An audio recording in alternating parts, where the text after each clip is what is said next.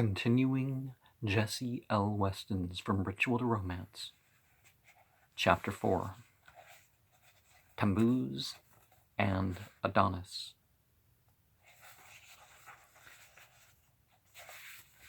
In the previous chapter, we considered certain aspects of the attitude assumed by our Aryan forefathers toward the great processes of nature in their ordered sequence of birth, growth, and decay.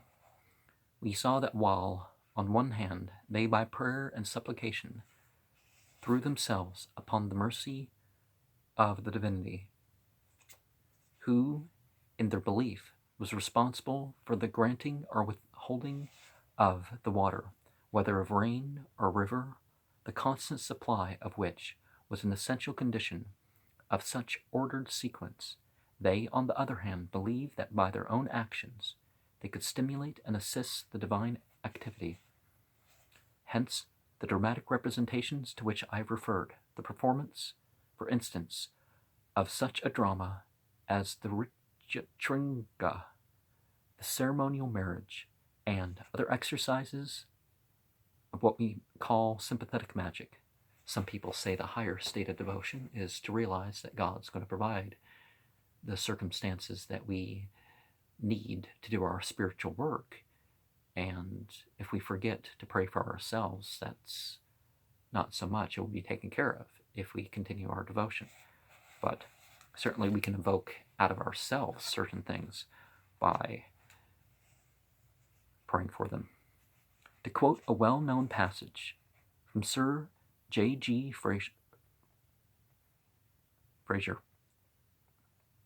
they commonly believed that the tie between the animal and vegetable world was even closer than it really is. To them, the principle of life and fertility, whether animal or vegetable, was one and indivisible. Hence, actions that induced fertility in the animal world were held to be equally efficacious in stimulating the reproductive energies of the vegetable. How deeply this idea was rooted in the minds of our ancestors that we, their descendants, may learn from its survival to our own day.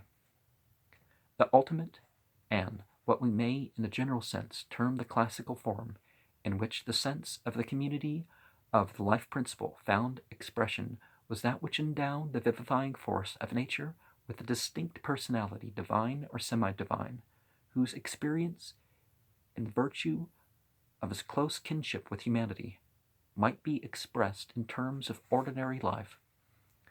At this stage of the progress of the seasons, the birth of vegetation in spring, or its revival after the autumn rains, its glorious fruition in early summer, its decline and death under maleficent influence either of the scorching sun or the bitter winter cold, symbolically represented the corresponding stages in the life of the anthropomorphically conceived being, or symbolically represents what's going on physically in the world with the humans in a particular spot and their land,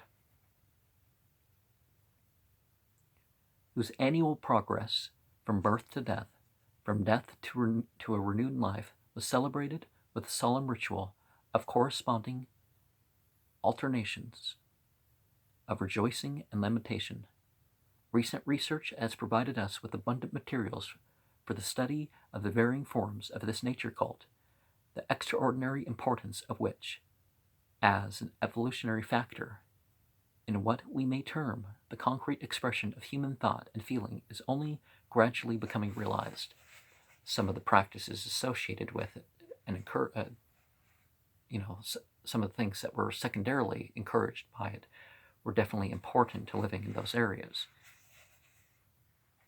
In this connection, not only the epoch-making works of Menhart and Fraser, which are more specifically devoted to an examination of folk belief and practice, should be studied, but also works such as the medieval stage E.K. Chambers, Themis J.E. Harrison, The Origin of Attic Comedy, F. Cornford, and Sir Gilbert Murray's essay on the evolution of the Greek drama, published in Miss Harrison's Themis. The cumulative evidence of these works is most striking. Before turning our attention to this, the most important section of our investigation, it may well be to consider one characteristic difference between the nature ritual of the Rig Veda that preserved to us in the latter monuments of Greek antiquity. In the Rig Veda, early as it is, we find the process of religious evolution already far advanced. What is considered to be a god has separated himself from his worshippers and assumed an anthropomorphic form, Indra, while still retaining traces of its weather origin, is no longer, to borrow Miss Harrison's descriptive phrase, an automatic explosive thunderstorm. He wields the thunderbolt, certainly, but he appears in heroic form to receive the offerings made to him, and to celebrate his victory in a solemn ritual dance. In Greek art and literature, on the other hand, where we might expect to find an even more advanced conception, we are faced with one seemingly more primitive and inchoate, i.e., the idea of a constant recurring cycle of birth, death, and resurrection, or rebirth of all things in nature, this cycle depending upon the activities of an entity at first vaguely conceived as the luck of the year, the entautos daemon, this being at one stage of evolution theriomorphic, he might assume the form of a bull, a goat, or a snake, the latter probably from the close connection of the reptile with the earth, being the more general form, only gradually and by distinctly traceable stages assume an anthropomorphic shape. This gives to the study of Greek antiquity a special and particular value, since in regard to the body of religious belief and observances with which we are here immediately concerned, neither in what we may not improperly term its abundance, early Aryan, nor in what has been generally considered its proximate Syro-Phoenician source. We have these intermediate stages being preserved. In each case, the ritual remains are illustrative of a highly developed cult, distinctly anthropomorphic in conception. I offer no opinion as to the critical significance of this fact, but I would draw the attention of scholars to its existence. That the process of evolution was complete at a very early date has been proved by recent researches into the Sumerian Babylonian civilization. We know that the cult of the entity called Tammuz, who, if not the direct original of the Phoenician Greek Adonis, is at least representative of a common parent entity, may be traced back to 3000 BCE, while it persisted among the Sabians at Haran into the Middle Ages. Baudissin, in his exhaustive study of these cults, Adonis und Esmun, comes to the conclusion that Tammuz and Adonis are different entities, owing their origin to a common parent entity. Where the original conception arose is doubtful, whether in Babylon or Canaan, or in a land whose common ancestors are in a land where the common ancestors of Phoenicians and Babylonian Semites formed an original unit. It might be better to say the Babylonians were Persian and Semites were, but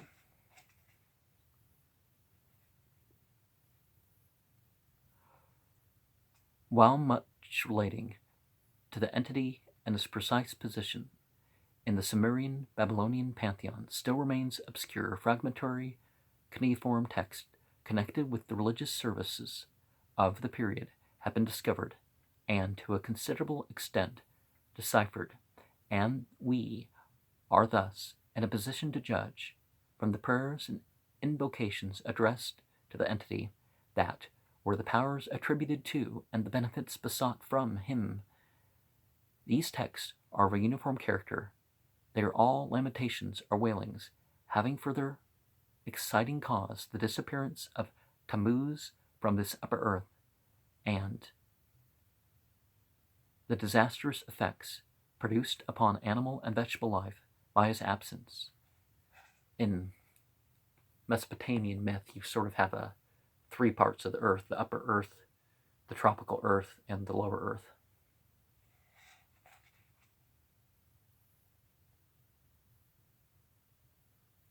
And the disastrous effects produced upon animal and vegetable life by his absence. The woes of the land and the folk are set forth in poignant detail, and Tammuz is passionately invoked to have pity upon his worshippers and to end their sufferings by a speedy return. This return, we find from other texts, was effected by the action of what was considered to be a goddess, his mother, sister, or paramour of Tammuz, who, descending into the netherworld, induced the youthful entity to return with her to earth. It is perfectly clear that, from the text which have been deciphered, that Tammuz is not to be regarded merely as representing the spirit of vegetation. His influence is operative not only in the vernal processes of nature as a spring entity, but in all its reproductive energies, without distinction or limitation. He may be considered as an embodiment of the life principle, and his cult as a life cult. And we're going to see connections between maybe, perhaps not so much in this volume, but we're going to see even older connections between Easter as it is and earlier Ishtar legends.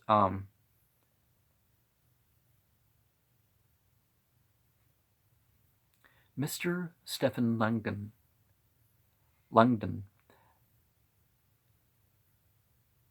inclines to believe that the original Tammuz typified the vivifying waters. He writes, since in Babylonia, as in Egypt, the fertility of the soil depended upon irrigation, it is but natural to expect that the youthful entity who represents the birth and death of nature would represent the beneficial waters which flooded the valleys of the Tigris and Euphrates in the late winter, and which ebbed away and nearly disappeared in the canals and rivers in the period of summer drought.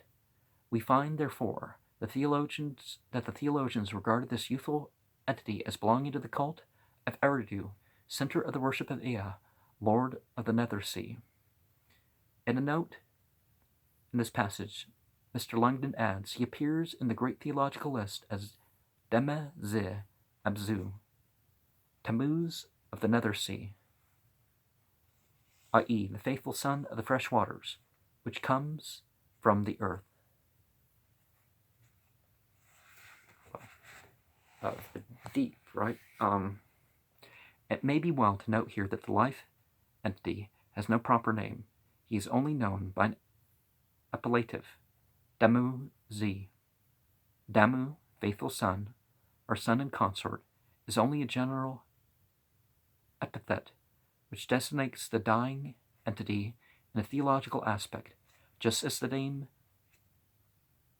Adoni, my lord, certainly replaced a more specific name for the entity of Byblos, Asmoon of Sidon. Another type of Adonis is a title only and means simply the name. This, with previous passages on the evolution of the Greek idea from a nameless entity to a definite god. Mr. Langdon's remarks on the evolution of the Tammuz cult should be carefully studied in view of the theory maintained by Sir W. Ridgway that the vegetation deities were all of them originally men.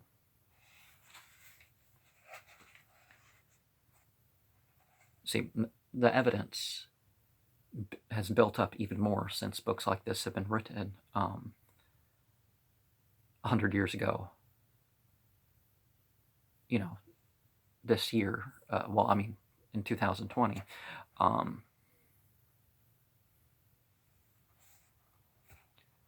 This presents us with an interesting analogy to the citations given in the previous chapter from the Rig Veda. The Tammuz cult is especially valuable as providing us with evidence of the gradual evolution of the life cult from the early conceptions of the vivifying power of the waters to the wider recognition of a common principle underlying all manifestations of life.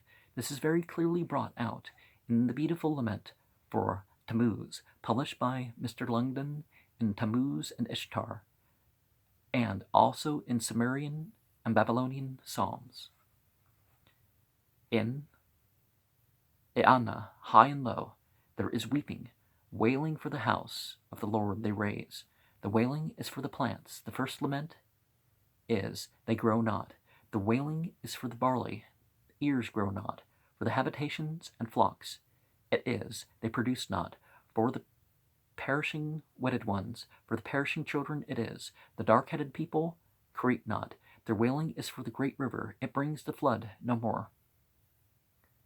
The wailing is for the fields of men. The gnu grows no more. The wailing is for the fish ponds.